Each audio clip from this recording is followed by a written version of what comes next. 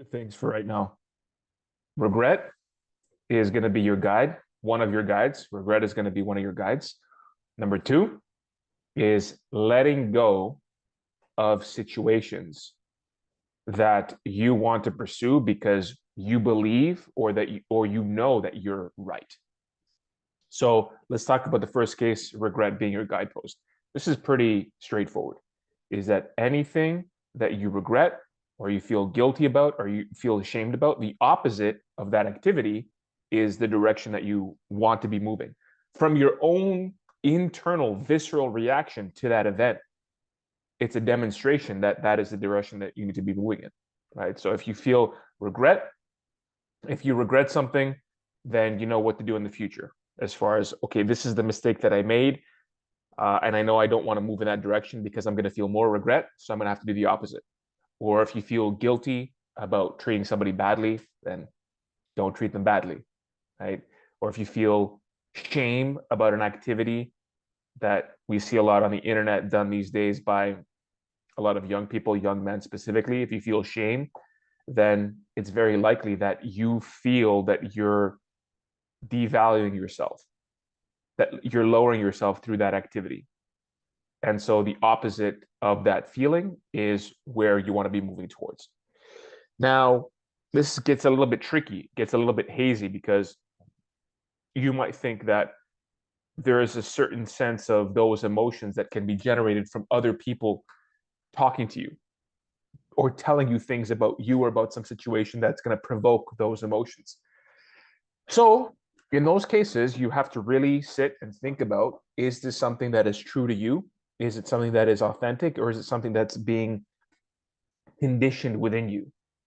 And you feel in your core that this is not against your principles, whatever those principles happen to be. So you have to really be able to distinguish what is society's, what is other people's, and what is yours. But sometimes those two can be one and the same because you're part of society. So you can't say that, well, society tells me not to whack off in public. So if I do, that means that so if I don't, that means that I'm conforming to society and I'm a good person. But if I do, then just because it's against what society is saying, again, it's authentic to me, and so therefore it's appropriate. So that's an extreme example just to illustrate the point that sometimes you can't take that binary position. It's kind of somewhere in between, right? It's a mix of both. It's somewhere on the boundary there. So you have to really sit and sort that out with yourself. But oftentimes, especially with regret, if you do something, if you actively do something that you regret or you feel guilty about, then the opposite is really what you should be moving towards. That's the first thing. The second thing is needing to be right or wanting the other person to know that you're right. And for some reason, you're attaching value in this person's opinion about you or the situation. Therefore, you feel like you need to somehow convince them of your position. Now, this can be very tricky because relationships in general have this very nature where you want to be understood, you want another person to understand you, but there's also the sense of wanting to be right. So you have to ask yourself, is it enough that you know? Because here's the thing, sometimes it is very clear, it's very binary, right? You're right and they're wrong. Now, the problem in the situation, according to you, sometimes when you're feeling this, first of all, if you're wrong and you can't admit that, then that's really more of a maturity question. It doesn't really have to do with anything much deeper than that. You feel like it's kind of it's an attack on who you are because you've identified with being right or with the appearance of being right or that self-image, and so you can't admit when you're wrong. And sometimes you can that admittance, knowing that you're wrong, is in relationship to a person, a specific person or a situation. Because if you're with your closest boy or with your family, it's okay. Like you'll admit you're wrong. Oh, I'm wrong. Yeah, I fucked up. Oh, I'm wrong all day today, so I don't know why I'm wrong, right? So sometimes you can just kind of get over it. But especially when that person is somebody who kind of irritates you, they grate on you, you don't really respect them, but they are right and you're wrong. Sometimes you want to fight against that because you just don't want to be wrong within the context of that situation. So in the face of that other person that you're facing. But deep down, you kind of know what it is, and at least if you recognize that it's your own ego, your own self-image, or your own lack of maturity or humility to be able to admit it, even in the face of a person that you don't like.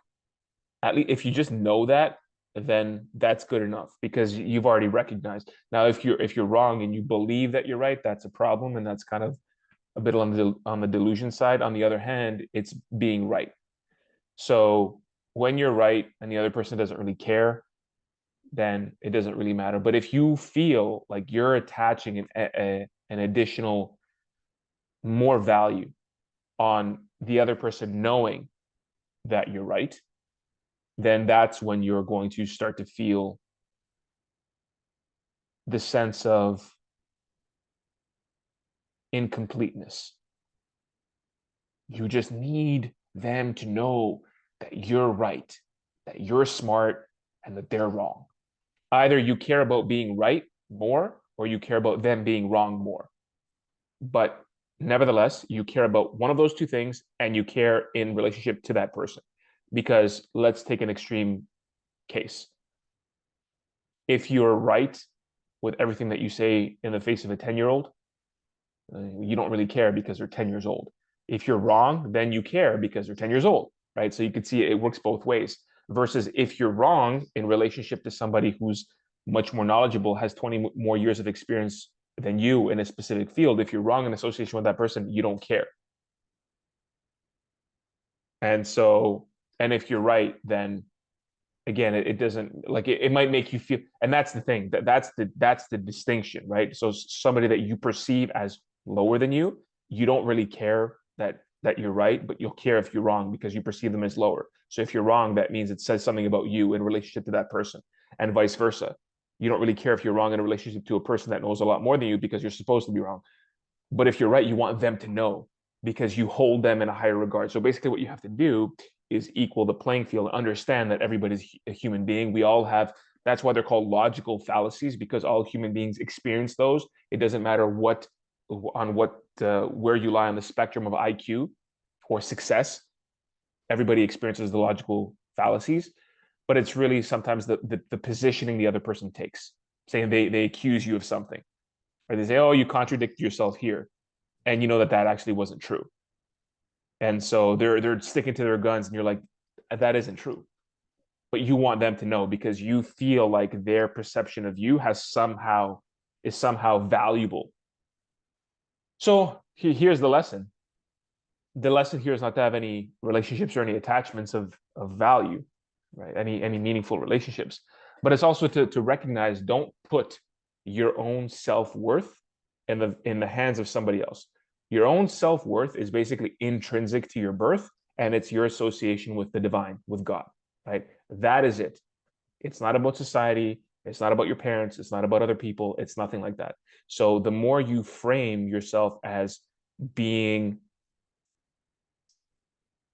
having a subservient relationship with anything other than God, the more likely you are, or the universe, like what you're called to do as far as bringing your gifts out and sharing them to the world, the more you're going to feel like you need to be right.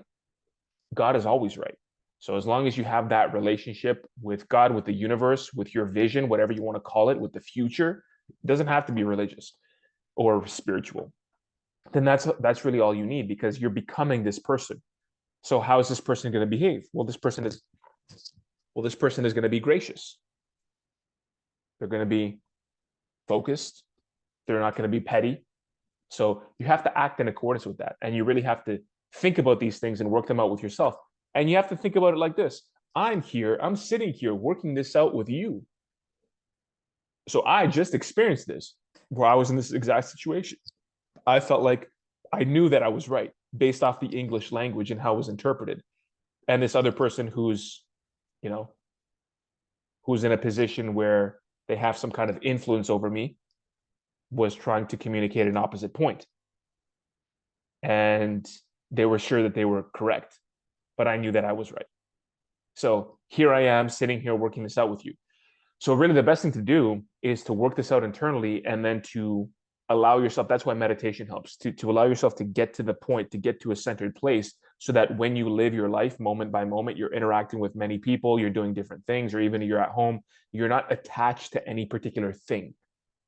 You're just part of the process. You're just experiencing the moment, and you have that awareness to be able to recognize, take the lesson, discard the rest, and move on. So the best thing that I can do in this particular instance is make sure that I stay grounded. That's why meditation helps. Meditation helps center yourself, let go of these things that are kind of irrelevant and that actually take up energy and time, and then allow you to use that extra energy and time that you have for something that's much more helpful and much healthier, whatever that happens to be. So I hope that was helpful. We can perhaps expand on this in later videos, but I wanted to record that for you and leave you with that. So number one, use regret as your true north, as your guide point, and guilt as one of your guides, a couple of your guides, because you may have many guides as far as like how you should live your life. And number two, whether you're right or wrong, it doesn't really matter, because the situation just is what it is. And if it doesn't really have an impact on anything in your life anyway, then it doesn't really matter. Then who cares? If you're wrong, then just admit to yourself that you're wrong so you can actually learn. And if you're right, well, that doesn't mean anything. Well, you were correct. And, there's no lesson to be had here except for the lesson of being able to detach from the other person or from wanting some kind of outcome externally as a result of you being right. That doesn't really matter, right? You could just take that rightness and just put it into other areas that are productive. Just like, I was right. I was thinking about this correctly. So I don't really have to listen to what this person is saying. I could just kind of discard that and continue along my path. So hopefully that was helpful. I'll leave it there, and I'll see you next time.